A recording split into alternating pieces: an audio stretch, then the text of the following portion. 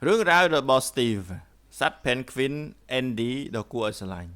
Steve cứ chỉ sát Penguin Andy đã bình vấy tớp nâng thông đầm bông kỳ đã còn phong tiệt phương đầm náo chu rùm bị thi chụp chung bởi chạm nắm đã bấy rồi cú sơ cò vía ban vùng vệnh phở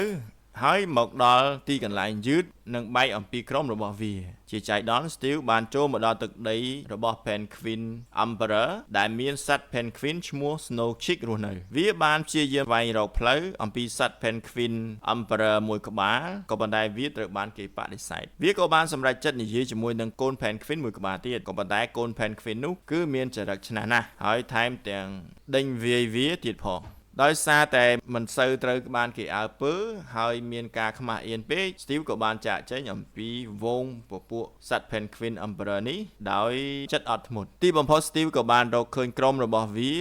ដែលមិននៅឆ្ងាយពីទីនោះឡើយហើយវាក៏បានទៅដល់គោលដៅរបស់វា Penguin and Dilly បានចំណាយពេលនៅរដូវរងា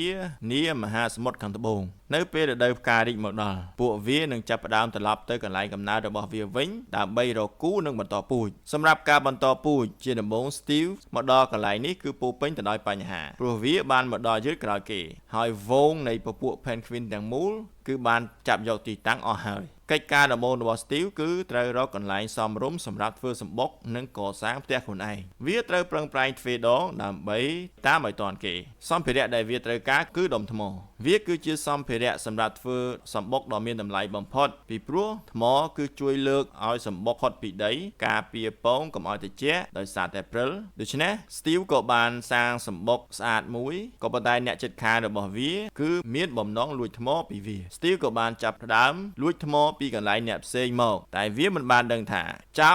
ជាច្រើនគឺកំពុងតែលួចថ្មរបស់វាទេវាក៏សម្រេចចិត្តថាត្រូវតែរកដៃគូឲ្យបានជាមុនសិនចាំសង់ផ្ទះឲ្យរួចរាល់បន្តមកស្រាប់តែមាន Penguin ញីរាប់ម៉ឺនក្បាលបានមកដល់កន្លែងបន្តពូជ Penguin ឈ្មោលព្យាយាមតាក់ទាញ Penguin ញីតាមរយៈចម្រៀងចំណែក Steve នេះក៏ខំប្រឹងជាងខ្លាំងណាស់ដែរមិនយូរប៉ុន្មានមាន Penguin ញីមួយក្បាលបានដើរមករកវាក៏ប៉ុន្តែនៅពេលដែល Penguin ញីឃើញសម្បុករបស់វាសាមញ្ញពេក Penguin ញីនោះក៏ចាក់ចេញទៅដោយស្ងៀមស្ងាត់ចំណែក Steve វិញក៏អស់សង្ឃឹមរហូតដល់ការច្រៀងរបស់វាបានក្លាយទៅជាបទអន្លងអន្លោចមនោសញ្ចេតនាសំណាងល្អដែរ